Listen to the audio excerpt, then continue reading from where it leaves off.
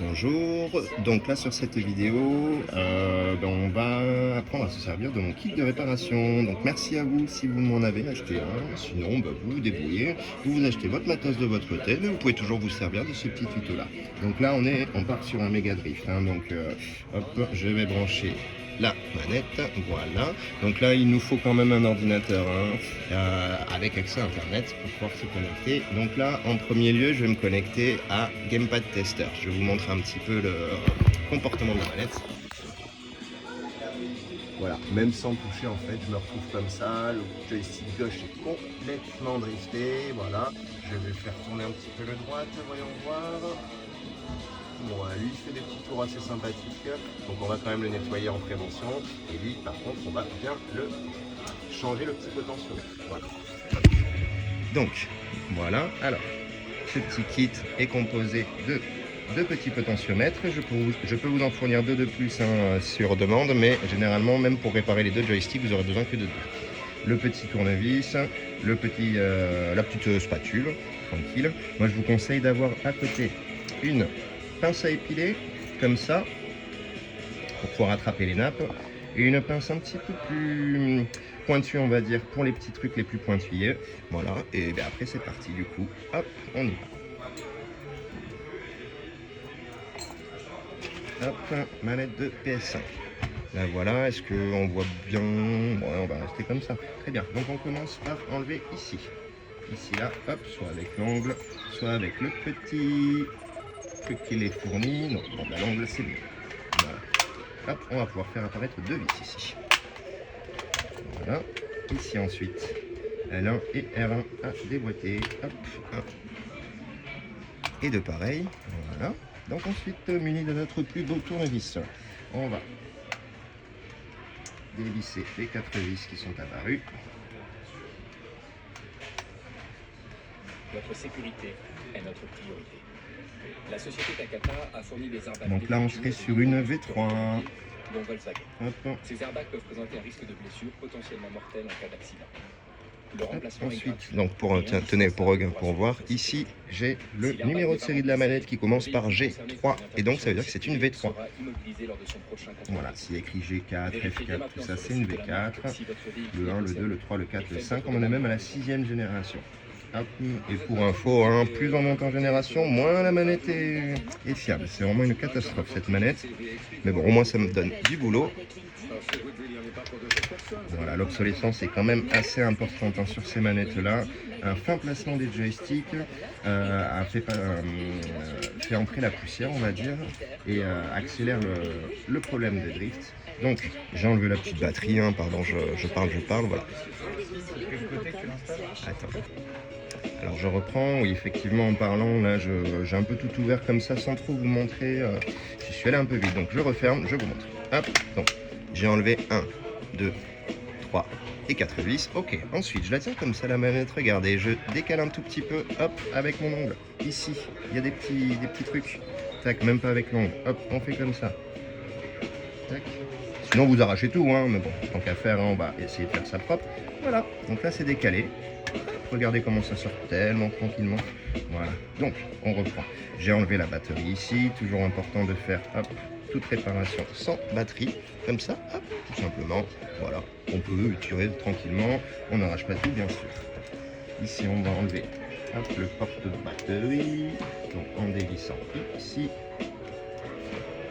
Je vois que celle-ci est pas...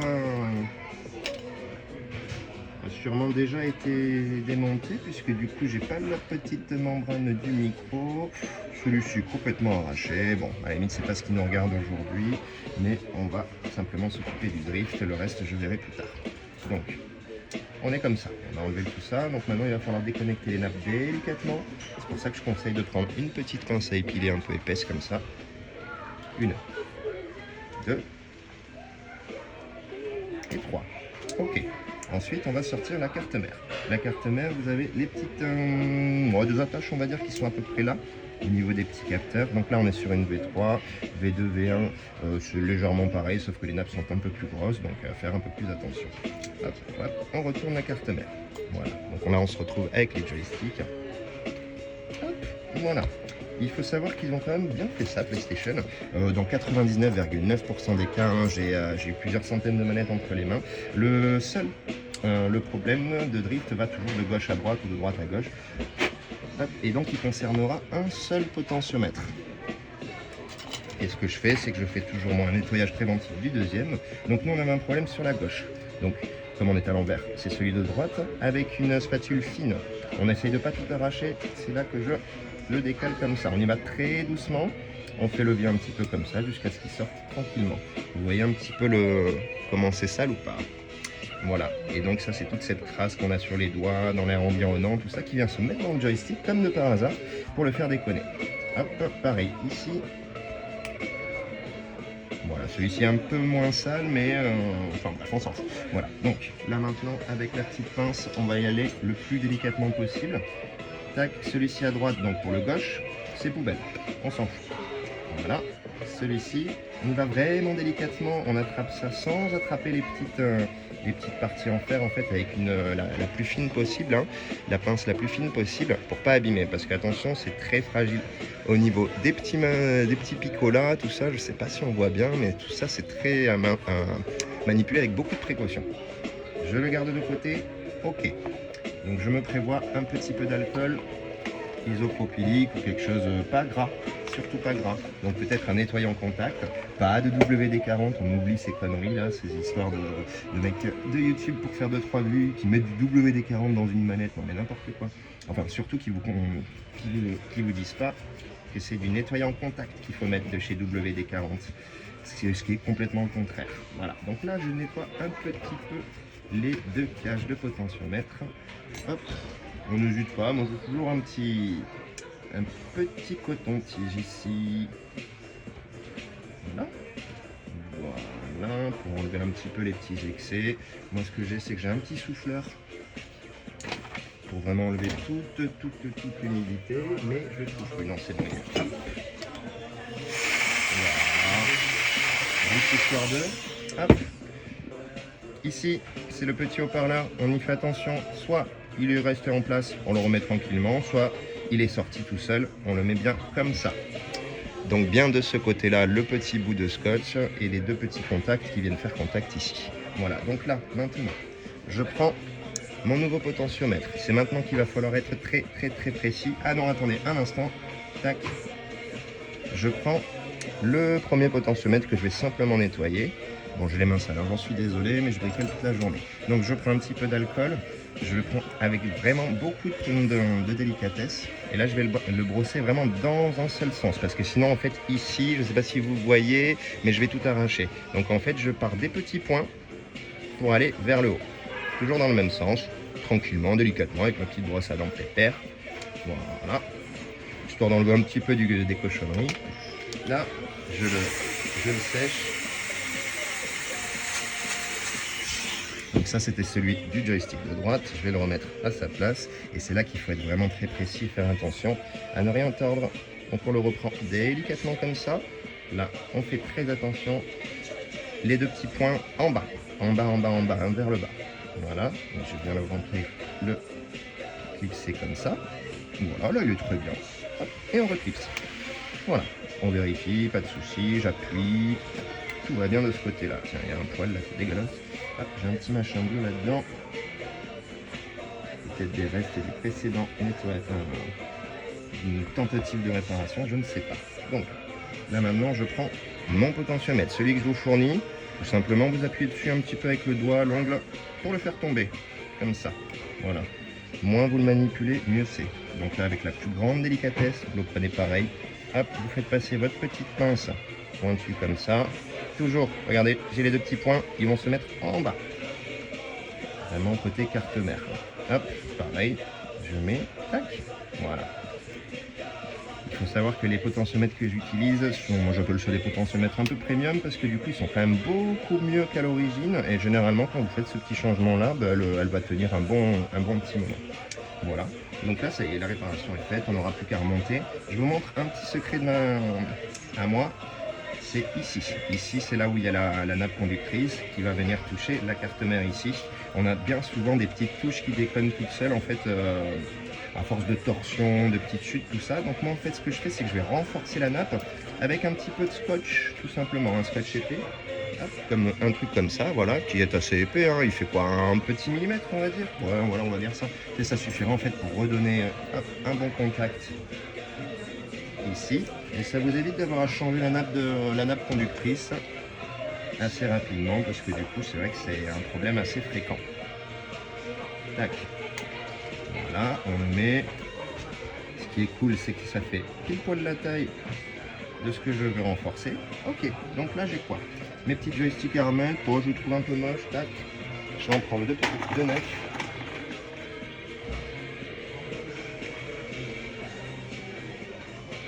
Allez, donc on rentre. On rentre, voilà.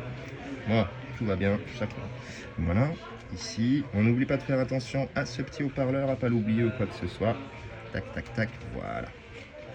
Hop, ça c'est good. On remet les petites nappes tranquillou et une.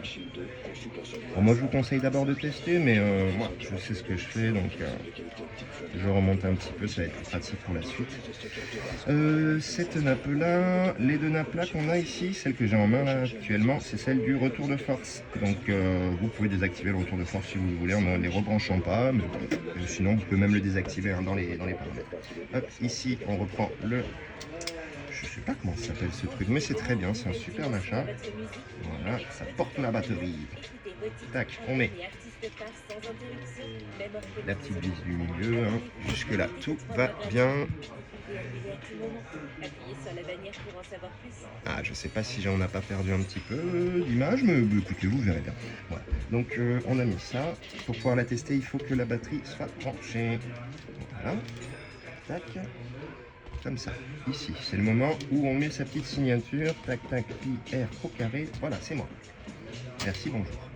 Donc elle est là, ok, ça, on la prend, on la branche à son ordinateur et on va la connecter, hop, comme la première fois, au site Gamepad Tester.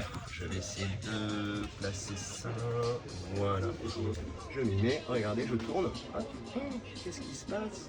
On n'a plus de gros drift comme on avait, ok, donc là maintenant je vais me mettre sur le site de calibrage, donc c'est le site GitHub calibration, hop, donc on connecte la manette, voilà, alors attendez, je vais essayer de me trouver un bon angle, parce que là j'arrive pas à le faire, comme ça, voilà. Donc, il est super ce site parce que sans lui, franchement, on serait beaucoup à être en galère, mais je n'arrive pas. Voilà, si je vais y arriver. Allez, ça tient. Hop, on laisse, ok. Donc, maintenant que j'y suis, alors allez, la souris elle est connectée.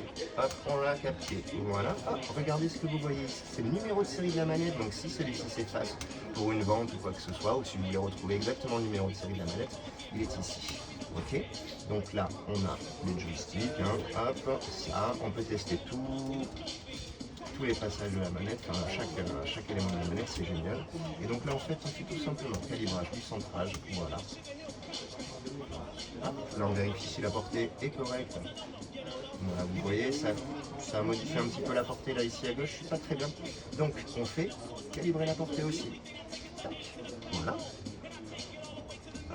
On fait deux tours, on refait deux tours, en appuyant bien sur les bords, tout ça, sans exagérer. Hop, voilà, on sauvegarde. Hop. Voilà, et donc on voit que tout se passe bien. Hop, une réparation va augmenter un petit peu la marge d'erreur, la zone morte, tout ça. Mais franchement, hop, dans tous les cas, après on se retrouve beaucoup mieux qu'avant. Voilà, les changements sont sauvegardés. On n'a plus qu'à finir le montage de la manette tranquillement. Hop, et on est bon. Voilà, et oui, je vous avais montré les petits drifts, hein, et pour un petit drift, en fait, vous aurez simplement besoin de faire un petit nettoyage à l'alcool, tout simplement, et de remonter après pareil que là. Ben voilà, ben écoutez, je vous remercie. Hein. Au revoir.